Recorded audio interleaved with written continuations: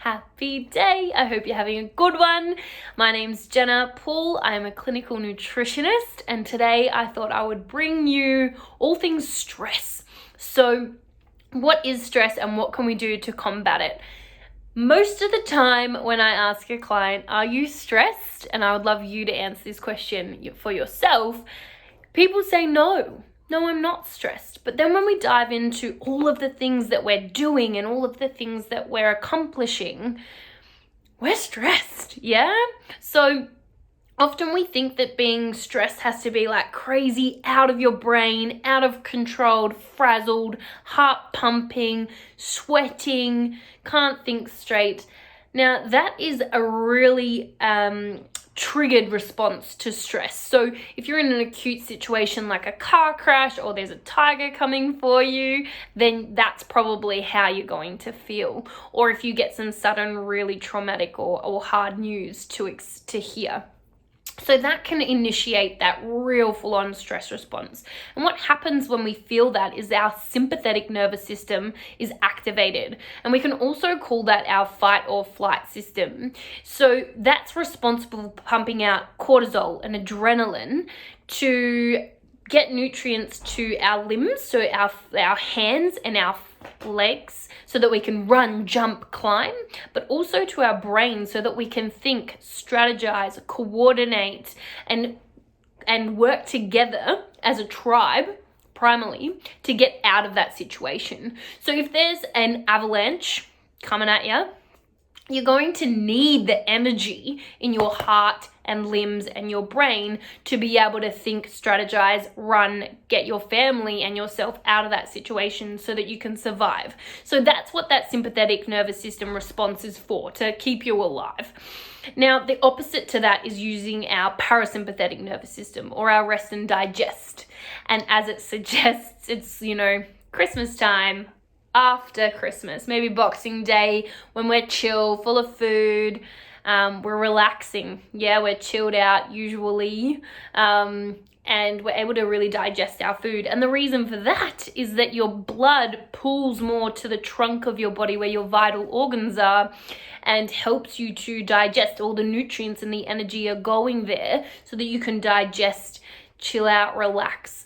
So you might notice after a really big heavy meal that you feel a bit foggy, you feel a bit tired, lethargic. That's because a lot of your energy is going to that trunk to digest that food. So what we want to learn is, when are we on or stressed using that sympathetic nervous system, and when are we off and relaxed, So being on could be having 10 things that you need to buy from the supermarket and you haven't written them down, so you have to remember them. It could be being cut off in traffic. It could be the never-ending housework chores. It could be being really overwhelmed.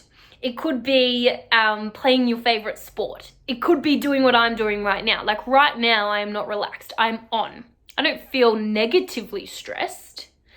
I'm positively stressed, So we need to be able to recognize what type of stress am I feeling, because that will, on a body level, also influence which pathway it goes down. So if we're negatively experiencing stress, which is that real, this closed off, everything's tense stress, then, and it's chronic, so it doesn't abate, it doesn't switch off.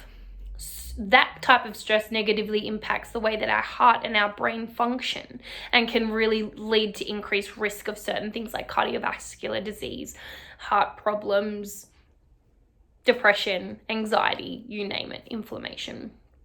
But positive stress actually works differently. So that's and healthily in the body. So that's really awesome to be able to recognize it as well. Where am I sitting? Is it positive or is it negative? And am I able to turn it off? Because if you're not able to turn it off, then that's the issue.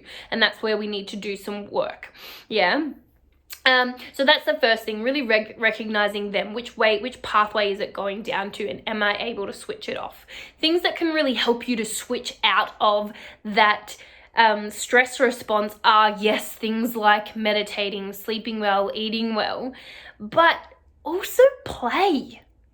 Like, think about when was the last time you played, had fun, laughed, got together on Zoom or in person with your best friends and just laughed until your tummy ached and like had tears crawling down your face.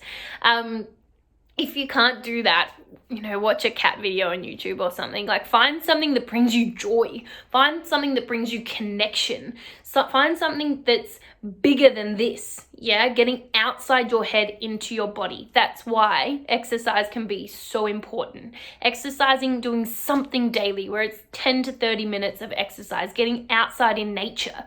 Like, have you ever looked at a bird or a tree and all the different colors and shapes and how they are like so unarchitecturalized? It's not a word, probably not a word, but they are just like twisting and turning and knobbly and all these amazing intricate colors, like really zoning in. So something that I love to teach my clients is, what are 3 things you can see right now? What are 3 things you can hear right now? And what are 3 things you can smell right now? And getting really acquainted with your surroundings, which takes you from here into the now and the present moment, reducing that stress and turning on that parasympathetic nervous system. Now, a really cool story with that is that I did get a client to do this, and the next day they tried it and they were rewarded like 10,000 fold.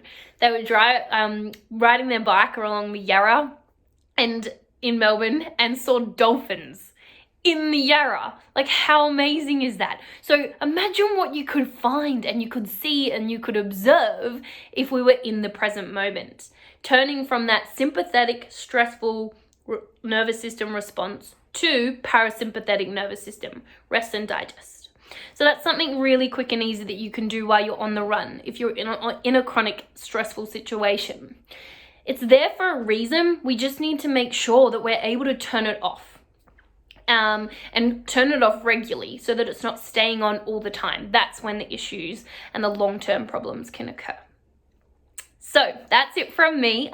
Let me know what you loved about that. Was there something that you learnt? Is there a technique that you use to really turn on that parasympathetic nervous system and chill out?